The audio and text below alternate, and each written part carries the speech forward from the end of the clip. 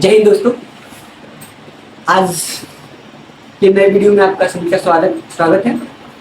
आज का टॉपिक है हमारा क्वाड ग्रुप। इसके बारे में जानने से पहले हम लोग इसके बारे में समझते हैं कि हम लोग इस वीडियो में क्या क्या सीखेंगे। ठीक है, तो सबसे पहले सीखेंगे कि व्हाट इज क्वाड। फिर उसके बाद सीखेंगे कि इसका बैकग्राउंड क्या है, यानी क्वाड ग्रुप बनने का बैकग्राउंड क्या था, फिर इसका एम क्या है, फिर उसके बाद से इंडिया का रोल इसमें क्या है इस क्वाड में। ठीक है, तो सबसे पहले हम इस क्वाड को जानने से पहले इसकी लोकेशन के बारे में जान लें कि किस रीजन को इफेक्ट करता है, किस रीजन में प्रभावी है। ठीक है, तो सबसे पहले हम लोग देखेंगे कि ये वर्ल्ड मैप है। वर्ल्ड मैप में हम लोग मेनली जिस रीजन में ये क्वाड है, क्वाड कॉर्पोरेशन लाई करता है, उसके बारे में हम लोग देखते हैं। तो इसमें मेनली 4 देश हैं मेजर इकोनॉमी। उस मेजर इकोनॉमी में कौन कौन से देश हैं? इंडिया है, जापान है, यूएसए एंड ऑस्ट्रेलिया है। इसका ये क्वाड है। क्वाड के बारे में हम देखते हैं क्या क्वाड क्या है एक्चुअली। तो Quad majorly quadrilateral security dialogue नाम से एक अलायंस बनाया गया इन सभी 4 देशों के मिल करके। और इसके पीछे क्वाड बनने के पीछे सबसे पहले इसका हिस्टोरिकल बैकग्राउंड हम देखते हैं कि कैसे इसका एवोल्यूशन हुआ।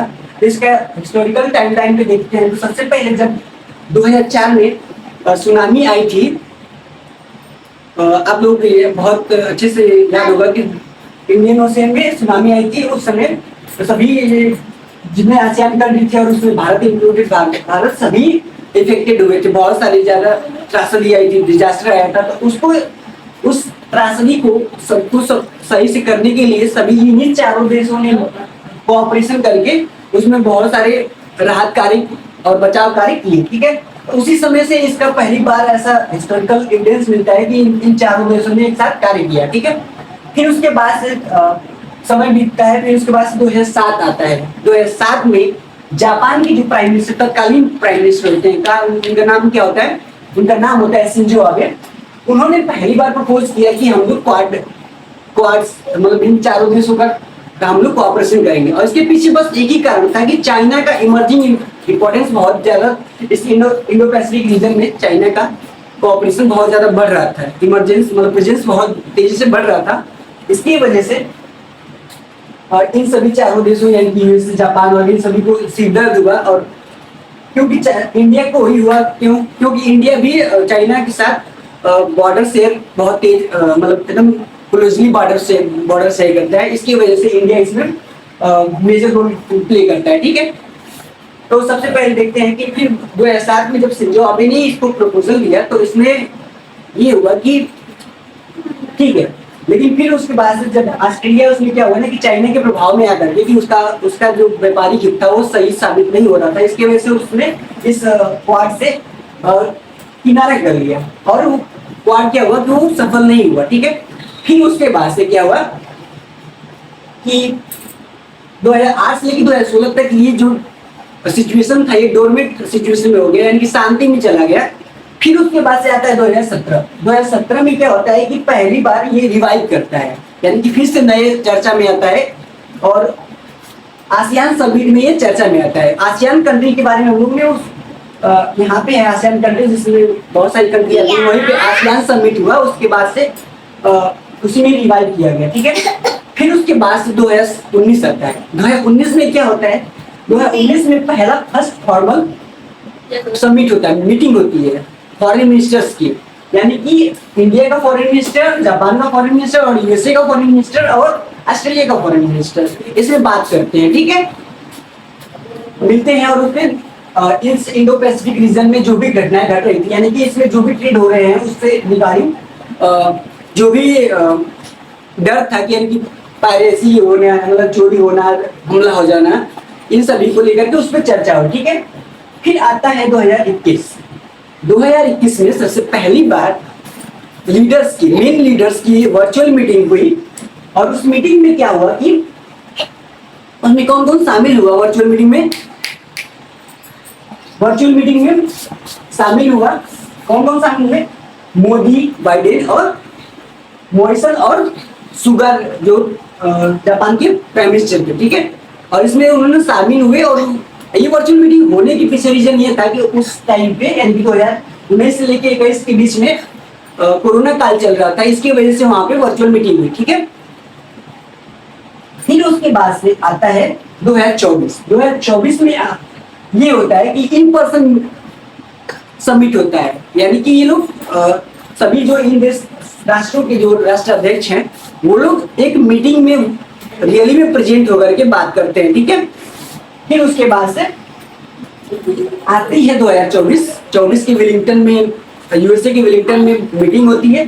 फिर उसके बाद से अभी रिसेंटली ये चर्चा में इसलिए रहा कि मई में 2026 की मई में 25 मई से 27 मई के बीच में भारत में ही इसका आयोजन हुआ, नई दिल्ली में, जहाँ पे यूएसए के फॉरेन मिनिस्टर और अलग अलग कंट्री के, जापान के फॉरेन मिनिस्टर और ऑस्ट्रेलिया के फॉरेन मिनिस्टर और इंडिया के फॉरेन मिनिस्टर सभी मिलकर के एक मीटिंग किए, और उसमें जो भी इंडो पैसिफिक रीजन में जो भी घटनाएं घट रही है, यानी कि इन सभी ट्रेड को लेकर के और भी प्रेजेंस को लेकर के, तो इंडिया के प्रेजेंस को काउंटर कर, चाइना के प्रेजेंस को काउंटर करने के लिए इन सब पे चर्चा हुई और इसके आउटकम्स निकले, ठीक है।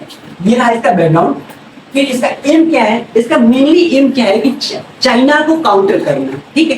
कारण ये था कि 2003 के बाद से जैसे ही चाइना ने मलक्का डेलमा के सिचुएशन को समझा, उसमें स्टार्ट किया BRI प्रोजेक्ट। BRI प्रोजेक्ट क्या है, बेल्ट एंड रोड इनिशिएटिव, यानी कि वो इन सभी चीजों को एक साथ डेवलप करने लगा और अपना प्रेजेंस अलग अलग जगहों पे इंडो पैसिफिक रीजन में उसने अपना बढ़ा दिया, यानी कि ईस्ट चाइना सी और साउथ चाइना सी में उसने अपना प्रेजेंस बहुत ज्यादा बढ़ा दिया। उसी तरह से उसने इंडियन ओशियन में भी अपना प्रेजेंस बढ़ाया, जैसे श्रीलंका में हम्बनटोटा, फिर से वही पाकिस्तान में ग्वादर पोर्ट, ठीक है।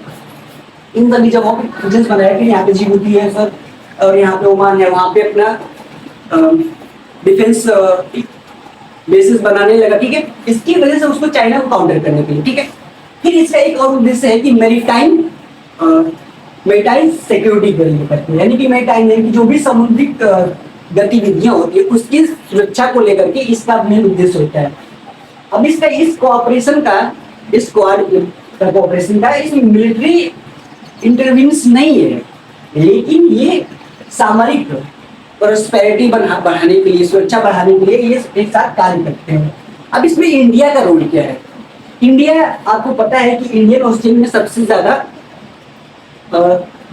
कोस्टल लाइन रखता है और सबसे बड़ा कोस्टल रीजन रखने वाला इंडिया ही देश है।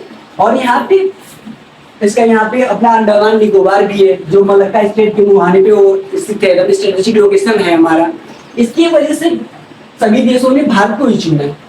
कारण ये था कि और भारत चाइना के साथ बॉर्डर शेयर करता है, तो उसके साथ हमेशा कंपटीशन में रहता है, राइवलरी है ये इंडिया, ठीक है।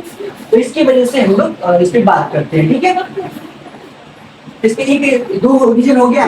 फिर उसके बाद से और इसमें और क्या है कि हम लोग इन सभी देशों के साथ मिल करके हम लोग रेयर अर्थ मेटल पे बात कर सकते हैं। फिर उसके बाद से हम लोग टेक्नोलॉजी के बारे में बात कर सकते हैं, सेमीकंडक्टर्स के बारे में बात कर सकते हैं, 5G टेक्नोलॉजी के बारे में बात कर सकते हैं। ये सब इस कोऑपरेशन से हम लोग डील करते हैं, ठीक है, मेनली।